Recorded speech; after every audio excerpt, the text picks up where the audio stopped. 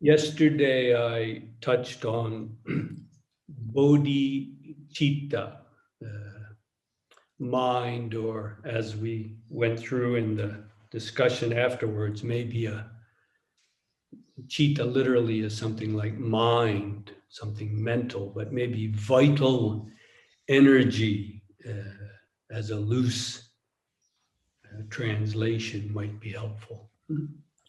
So bodhi, like bodhisattva, awakening being. Bodhi means awakening.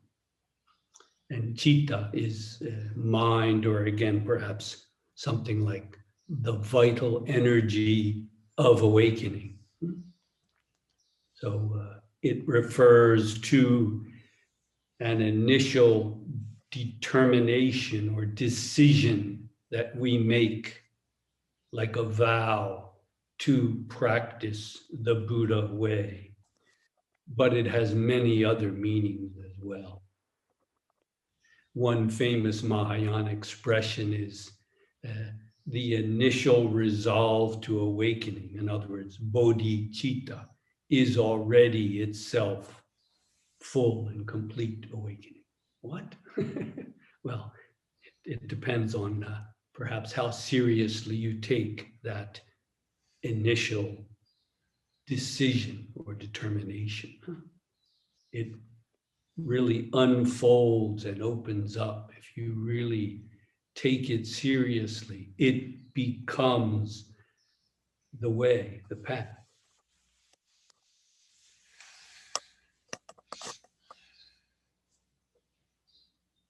Now, I guess it was Leon who asked me to return to the matter of Zazen, of sitting Zen, kind of, I guess, Leon, the nuts and bolts, huh? the practical how to. And I mentioned yesterday, you can never go through this too many times. There's always something new you can find out about your own practice. Often it begins with the body and then moves to the breath, and then perhaps the most delicate matter of how to deal with the mind or the mental attitude. This goes back in ancient India to the notion that the physical form was considered the most gross. And then going further to the mind, which was somehow connected with things more subtle and more spiritual. Buddhism, in a way, overcomes that distinction. In a profound sense, Buddhism doesn't look at the mind as some kind of a fundamentally different thing than the body.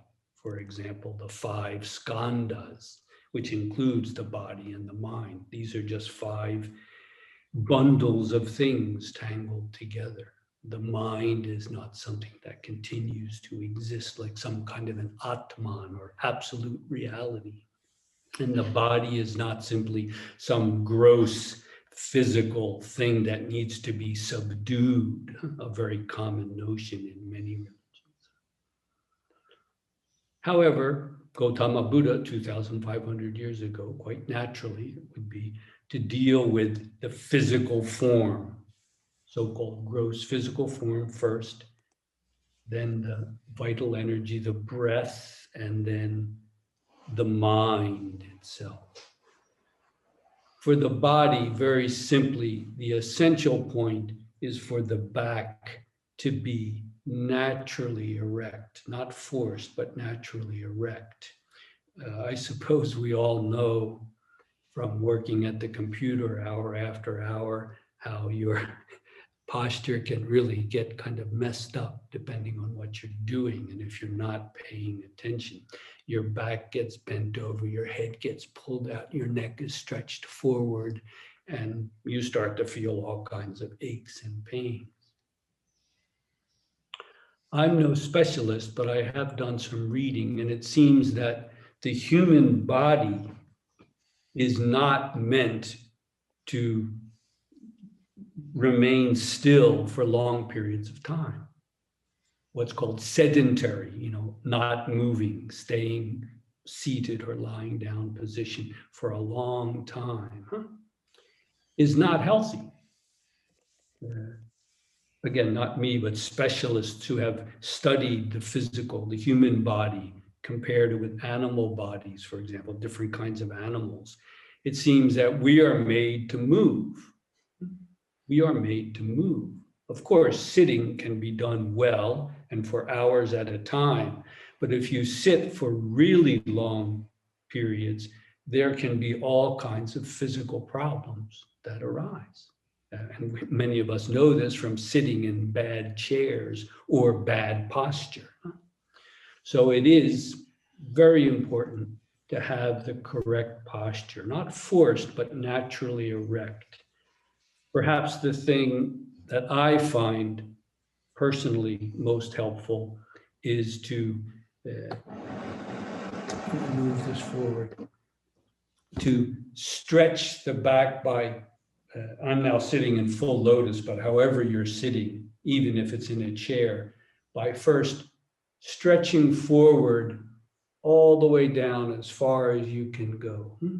All the way, let your forehead touch the floor if you can.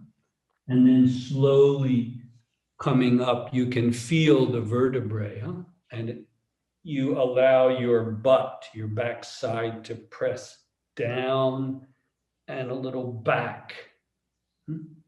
That motion naturally, the weight of your body, again, going all the way down as far as you can, comfortably, don't force it, and then slowly coming up. Feel your butt now pressing down and a little back on the cushion. Now your back is naturally erect. It's not like perfectly straight. The butt sticks out a little, it comes in, and then it goes up.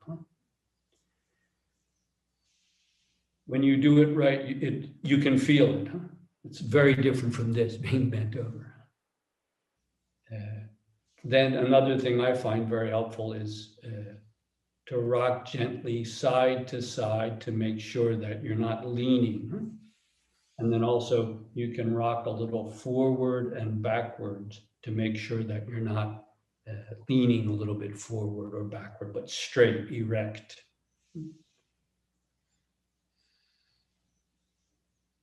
Eyes naturally looking down a few feet in front of you. That's what your eyes would do if you're not really searching for something. We don't close the eyes. This is important. If you're interested for more details, years ago, I gave some Dharma talks on the Zazen, the classic Zazen manual, and I went through this in more detail. But in other schools of Buddhist meditation, they have the eyes closed. It's a common Buddhist type of meditations with the eyes closed. Obviously, no problem. However, in Zen, for very good reason, we don't close the eyes, but we don't leave them wide open either, looking around at what's going on. We just naturally leave them half closed, and the eyes just fall a few feet in front of us. We're not looking at anything or for anything, but that's what the eyes would do if we're not actually focusing on them. You look at people in prayer in the church, basically the same thing.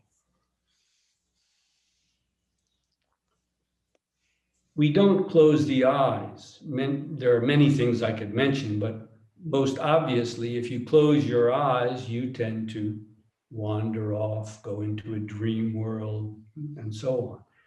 So we allow the eyes to be half open.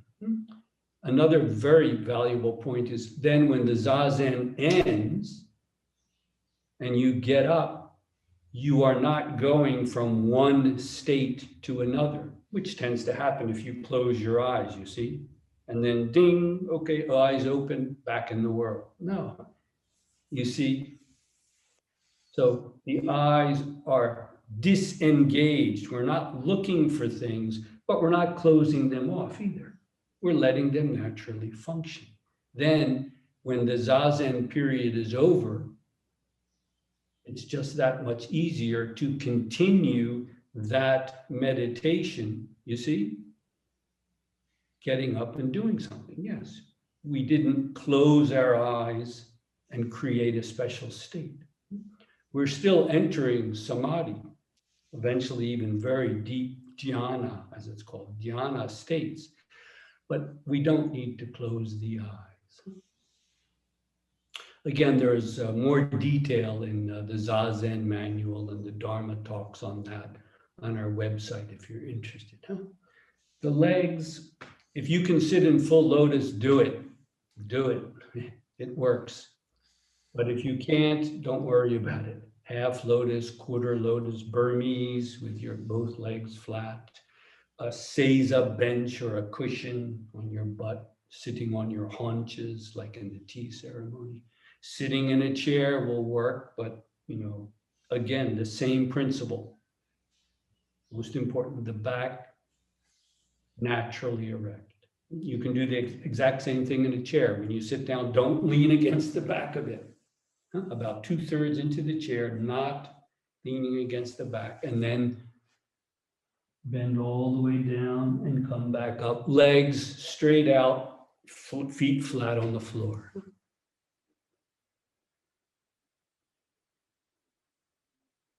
Everyone has a different body. So Leon, I'm not going to go into too much detail because we just have to find out for ourselves. Everybody has a different body.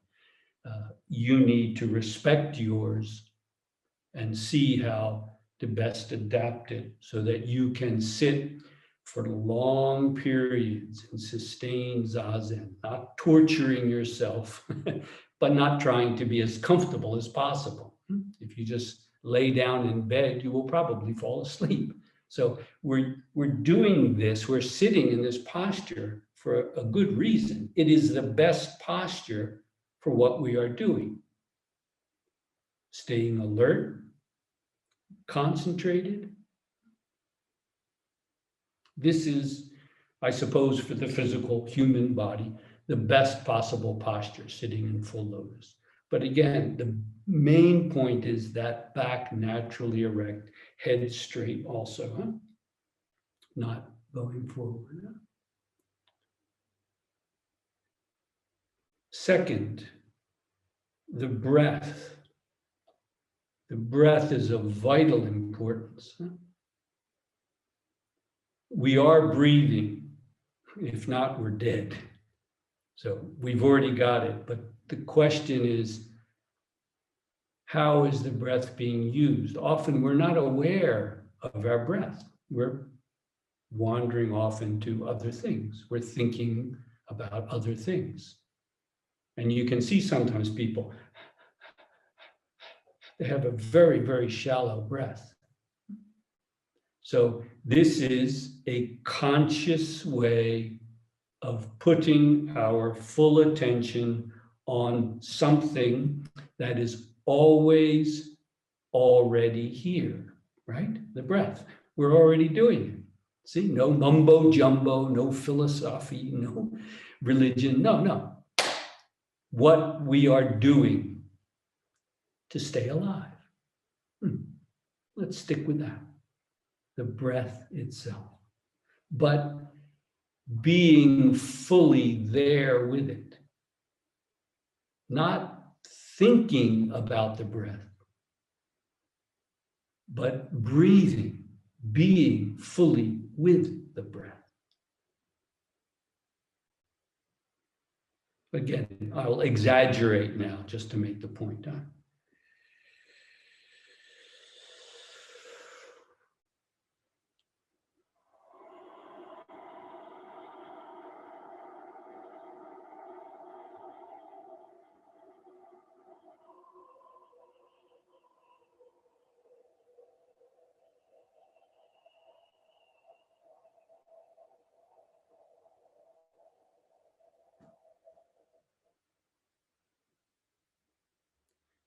Not forcing it, but taking the energy, the breath that you have. Some people can breathe very deeply, some people can't. It makes no difference. Don't force it, but put the energy you have there, not into thoughts about it and so forth. The breath itself, this most concrete and immediate thing that's always already there. A very good way to enter, you see, rather than going off in your head, thinking about things. Once the body is settled and the breath is getting settled, then the mind, well, it's not really something separate from the breath, but by attuning ourselves with the breath, the mind becomes naturally concentrated. Nothing artificial, just with the breath itself. Being fully there with the breath.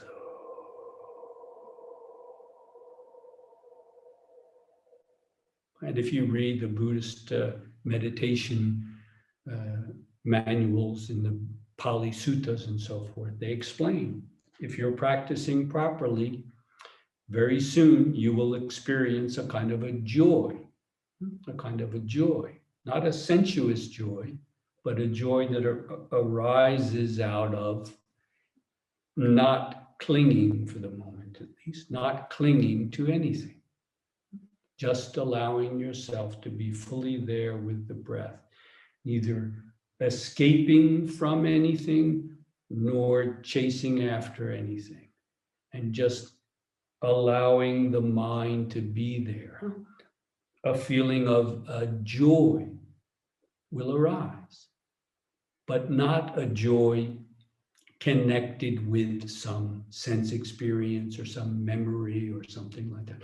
It's precisely the joy of not chasing after or being chased after. It's precisely the joy of just being fully there. This is the very first stage, so to speak, but it shows, in a sense, that you are going in the right direction. The body, the breath, and then most difficult, most subtle, of course, what do you do with the mind?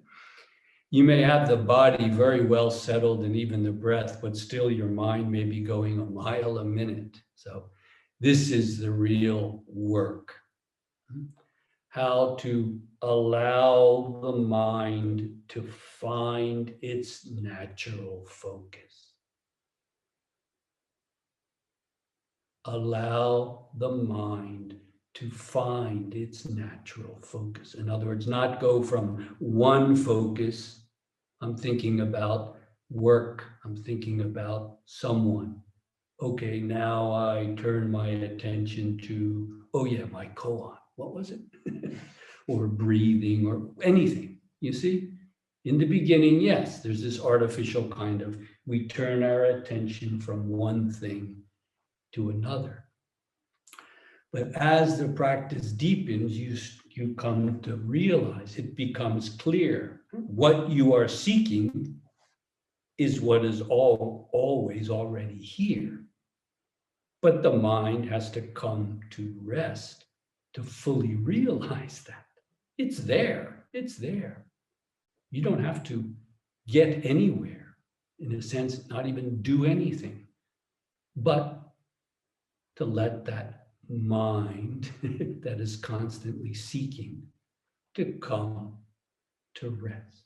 That's why we put the body like this, not to torture ourselves. That's why we breathe like this. And that's why we hold our attention, not in the ordinary sense from one thing to another. Okay, it's something much more basic and much more fundamental. We can say it's prior to a thought arising, mind arising. It's always there, but we're constantly turning it into some thought, some idea. I'll come back to this a little bit later when I talk about amorphous. Amorphous means kind of vague, a word that came up yesterday in practicing how you can kind of be in an amorphous, vague state. As I mentioned yesterday, you see how coming this far, the body, the breath, and the mind, getting them all into one. Totally focused. Then a koan can be helpful. A koan can be helpful there to keep you locked in. But the sitting itself will do if you simply give all of yourself to the sitting. As some of the Pali Sutras, the Satipatthana and the Mahasatipatthana Sutras, the breath itself can be the way. The breath itself is enough. The danger with something like a koan is it can tend to become something that you deal with in your head. You try to figure it out. And then all of this energy starts getting dispersed up in your mind with thoughts about the koan. This has nothing to do with koan practice. The koan must be embodied. It must be the body as well as the mind that is engaging the koan. And finally, the koan becomes this body and this mind. If it's simply something you think about, forget it and just return to the breath. But if there is a genuine koan, something that is really driving you in a true sense, then that can be helpful to keep you locked in a good way. But again, it's not necessary. And if it just becomes some kind of intellectual plaything that you think about, drop it, forget it, and just return to the breath.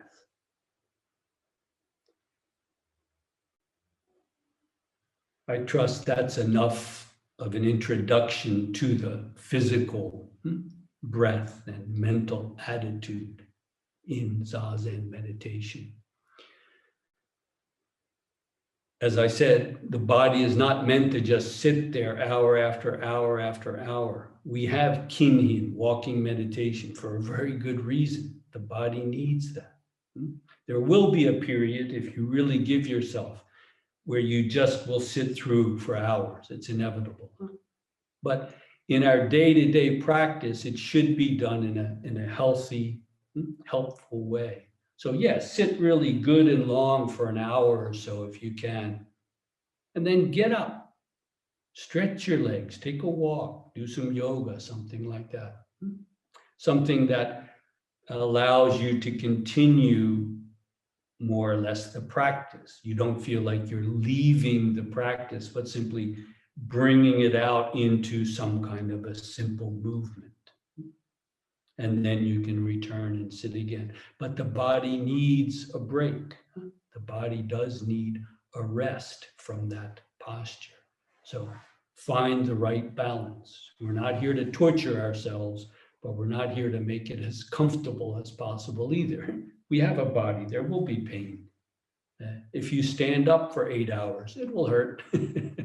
So do it in a way that allows you to continue the practice without interruption. So even when you do get up, you realize the sitting is getting up. Yes, the sitting is moving. And now the sitting is moving back to sit again.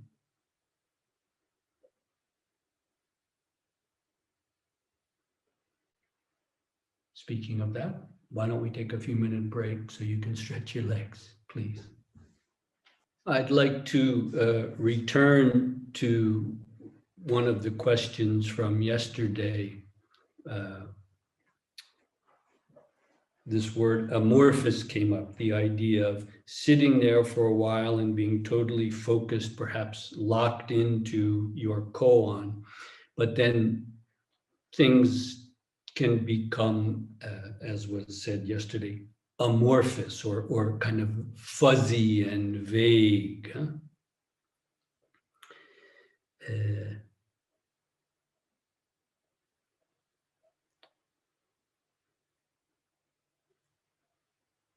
if you're practicing properly, you will get to the point where things lose their hold, lose their form, so to speak.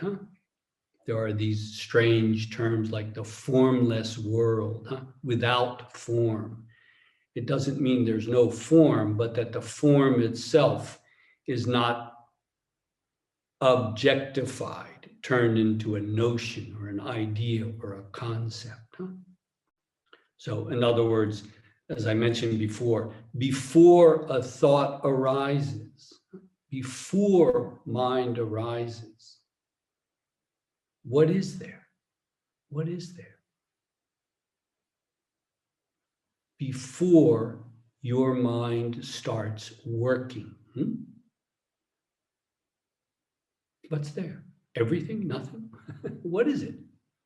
What is it? Again, there can be a good sense here in the sense that it is without form. It has not taken on form. I have not turned it into an object. Oh, well, what's here is this room and these people. Some of them I like more than others, and so on and so forth. Prior to all of that, you see, prior to all of that, what is there? What is there? This itself is the fundamental koan, you see. What is there? So there can be a positive sense to saying something, I wouldn't say amorphous, but it is without form. In other words, our mind hasn't turned it into something. It's a common expression, above the saddle, no rider, below the saddle, no horse, which sounds like some kind of a mystical Zen koan or something. The saddle you put on a horse to ride. Above the saddle, no rider. Below the saddle, no horse. What this actually refers to is a master horseman. When you are really a master horseman, above the saddle, there is no one. And below the saddle, there is no horse. When you have mastered it, you see? You see how much this is connected with the practice of Zen. That's what it has to come down to, in a sense. What is the form of the horse? What is the form of the person riding? You see? So again, there can be a good sense to saying it is without form, and yet we can freely use it. The danger, amorphous, if it becomes amorphous, I'm sitting there for a while and I'm really focused, but then things kind of get vague, cloudy perhaps, fuzzy, and so on. This can just be a result of not being able to sustain the samadhi, the concentrated oneness. You need to be able to sustain, continue over a period, and deepen that samadhi, that concentrated oneness. If you're doing it properly, it naturally tends that way. It naturally goes that way. If it becomes vague, see what you're doing wrong and correct it. Are you tired? Have some tea. Splash some water on your face. Refresh yourself. Are you just being lazy and wandering off? Well, bring the mind back. Consciously take a couple of good deep breaths and remember what you are doing here.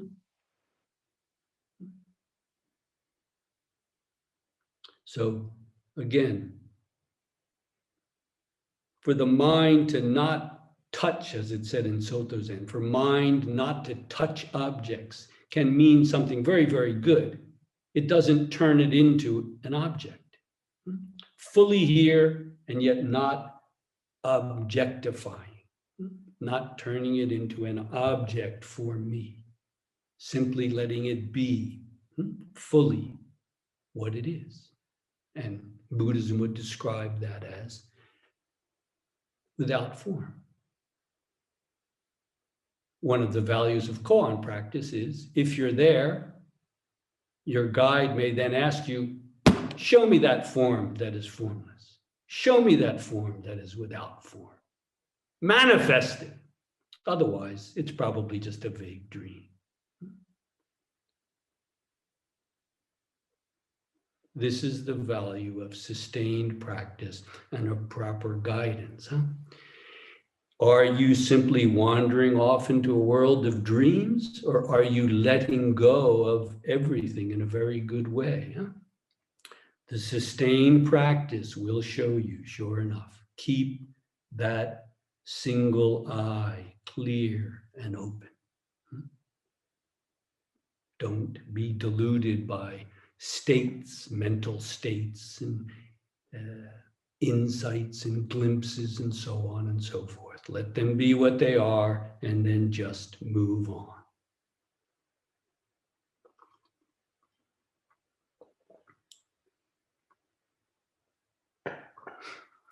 To bring this whole topic today, the theme of today, both bodhicitta and the practical practice of Zazen together, I would like to return to it's a kind of a vow that I wrote for practical application, so to speak. Not the 4 vows, numberless beings set free, but a bit more practical, down to earth, both in terms of practice and in terms of how we are to live our life. Some people, Tina, you're here, huh? Have found this vow quite helpful. I suppose it was a good 10 years ago when I first put it up, but it is there on our website in the Dharma talks on for those who do rouse the doubt. There's one for those who don't rouse the doubt. These are sermons and my commentary. It's a Ming Dynasty Chinese Zen master, Bo Shan. And he has exhortations, kind of warnings, exhortations for those who do rouse the doubt. And in there, I mention this. But Tina, could I ask you just to recite it once, a bit slowly, since many are not native English speakers, and see if you find it helpful, you might take it to heart. Could I ask you to do that, Tina?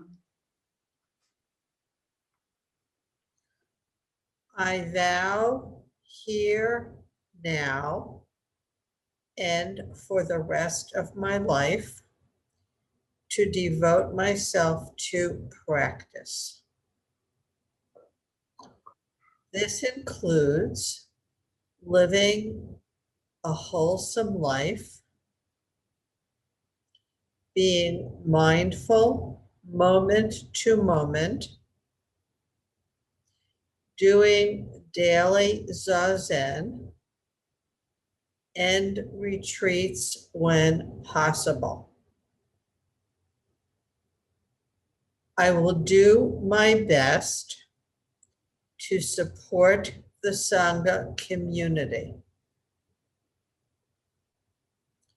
I take responsibility for my actions in body, speech, and mind, and for my own health and well-being. I recognize there may be times when I lose heart. Thus, I vow to continue this practice in all earnestness, no matter what. Thank you, Tina. If any of you find this kind of thing worthwhile, helpful, you might take it to heart, recite it as you wish. I want to leave time, as I did yesterday, for questions, but once again, take a moment. Is your question connected with this fundamental practice?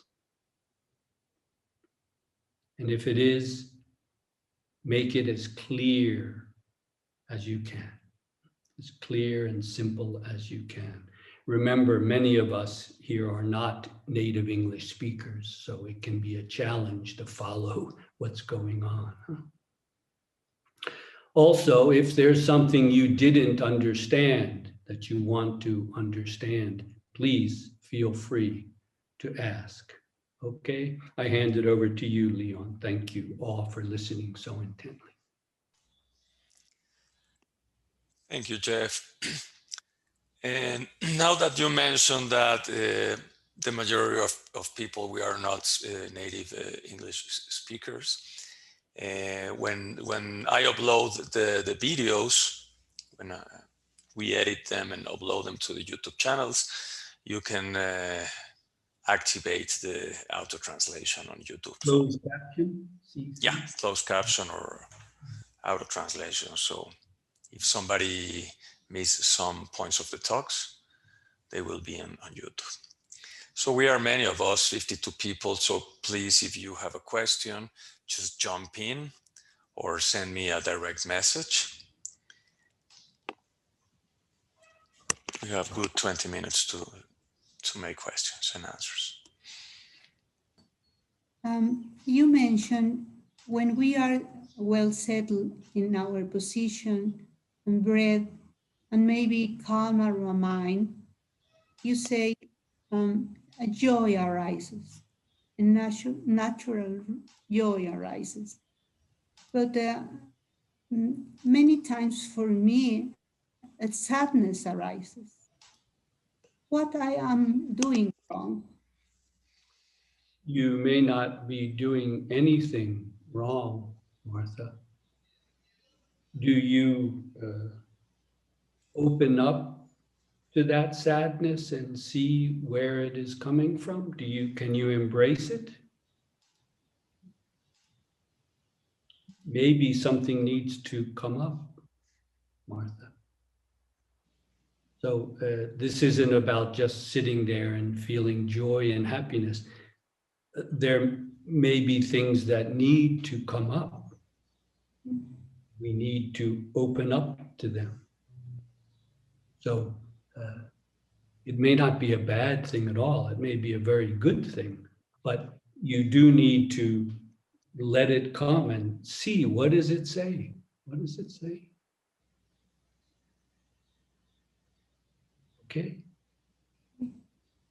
And if you would like to take this up in online one-on-one later, we can always do that, okay? Thank you.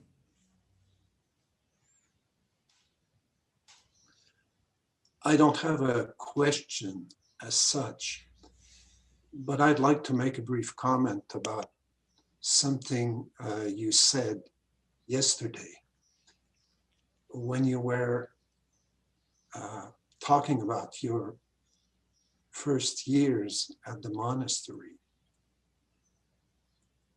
resisting the pain, running after the bell.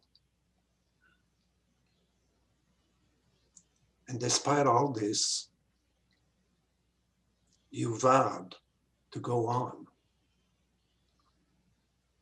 And you just said, so be it.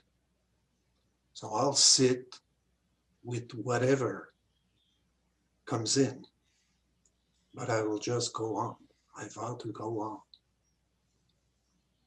And I found that saying, so be it, to be a kind of wonderful reminder in the practice. So I will sit with whatever comes in. I will just go on. I will not expect myself to be perfect in this. I am human, I have failings. So be it. But I will sit where I am as I am. And that may not be much, but it will be real. Thank you. Thank you.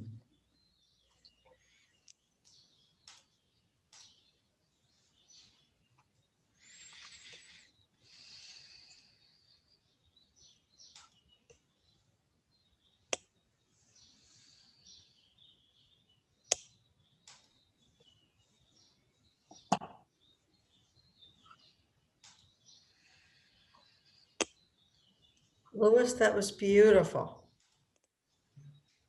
Yeah. It touched me. It was beautiful. And I think I guess for Martha or for any of us, just opening up to what comes up, and make it real, be real, no matter what. This is it. It's real. It's here. So thank you so much. It's beautiful. Jeff, thank you for your talks. You said about koan practice yesterday that it's not suitable for everybody. I understand that. But you also said for some people it's maybe even detrimental. So for the benefit of others, could you maybe comment on that? Yes.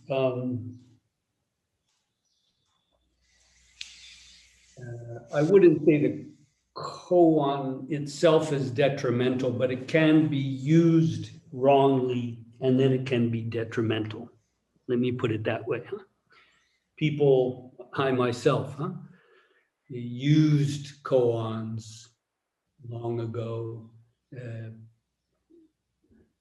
trying to accomplish something.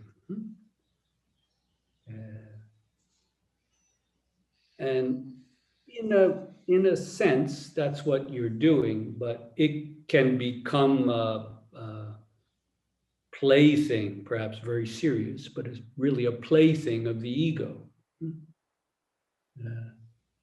That's why I often speak of the koan in terms of your own koan, not just a formal koan. Again, where did most of these koans come from? At one point, at one time, for a certain person, this was the question that included everything, that brought it all together, you see, naturally, Layman Pang, Who is the one that does not chase after, literally something like that, does not get pulled around by the 10,000 things, by all things? Who is the one free from everything? That's the one I want to know. Who? What is that? Where is it? Where is it? And that became his fundamental koan, so to speak. A bit of Buddhist language in there, but it probably just came naturally out of him as a layperson in the world. Who is, to put it in my own way, who is the one that is free from everything here in the world, here and now? Where is that one? But the koans were so successful that eventually, quite naturally, they started to become codified, and comments were made about them, comments and more comments and more comments, and a whole tradition, literary and also a literary and poetic tradition developed around these koans, quite natural in China to do that, to laud something with a poem. Yes, it's only natural. But naturally, that also led to emphasis on that side of the koan as literature, as poetry, something like that. And you can see it throughout the tradition of Zen. Da Hui or Dai, the great Sung Dynasty Chinese master, he was a very great literary figure, but he was also very critical of turning the koans into these kinds of playthings, literary playthings. It's even said that he destroyed the wood blocks to print the book of his teacher's, classic Hekiganruk or Blue Cliff Record. His own teacher's, masterpiece. He destroyed it because he found people coming to one-on-one with him and reciting something. Where did you get that? Oh, that was in the book. Oh, okay. So eventually, it is said that he actually destroyed his teacher's work. And it actually seems for about a century, there were no copies, but eventually it was reprinted and now we have this koan text. But thanks for asking the question, because maybe it should be made clear. I wouldn't say that koans are by nature something detrimental, but they can be taken up and abused, used for the wrong reasons. Surfing over the waves with koans. I see a lot of this, not even, I used to say in the West, but I'm afraid it's all over the world now. It's all over the world, where koans have become little more than playthings, perhaps a method for psychological insight. And it can be very good psychology, but not good Zen. So does that help? Again, thank you for asking that question for clarification. Yeah, that's great. Thank you. I have a question, Jeff, related to Adam's question. I just want to add and about the koan thing, the koan curriculum or practice, that probably it can be detrimental in the cases when you, not you, I'm speaking about myself, or in third person, start to collect the prizes. You answer a koan and then you put a medal like a medal on yourself, and you start to collect achievements. That's one point that way that it can be detrimental, I believe. And the second is that you also, when you answer the questions, probably you start to collect the approval of the teacher. In a way, I try to demonstrate to the teacher how good practitioner I am every time that I answer a koan.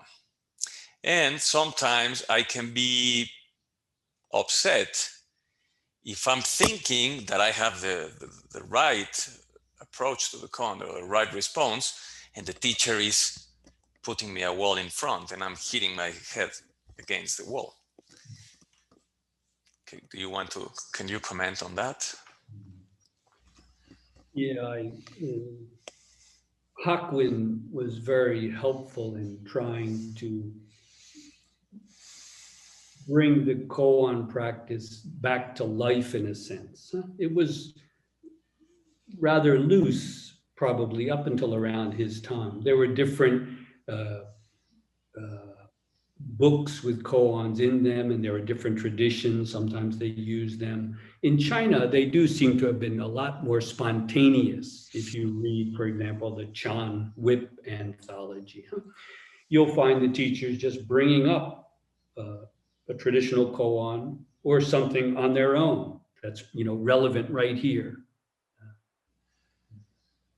So they seem to have been, perhaps still are, quite free in using these things. Whereas in general, in the Japanese koan curriculums, it is a kind of a curriculum, and you go through one after the other. So perhaps it's a little easier for these problems that you mentioned to arise.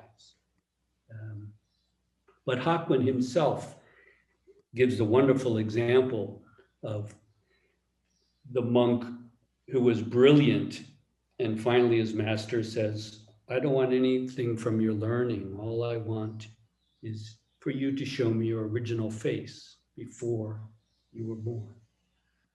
And this brilliant monk goes through all of his materials, and anything he says, the master says, no, that's just words, words and letters, words from a book. No, that's not your original face. And finally, this monk gets so frustrated that he leaves the monastery. He gives up. And he goes wandering, and he ends up at a memorial for a teacher that died not too long ago. And it's not really well kept up. So he decides, well, maybe I'm just going to keep this place clean. That's maybe where I'm at. I just, my original face, I know everything about, he was brilliant, but I know nothing. So he just ends up cleaning this little memorial site. And one day, as everybody knows, the very famous part of the story, he's cleaning and a stone hits the bamboo and makes a pop sound. And with that, he awakens.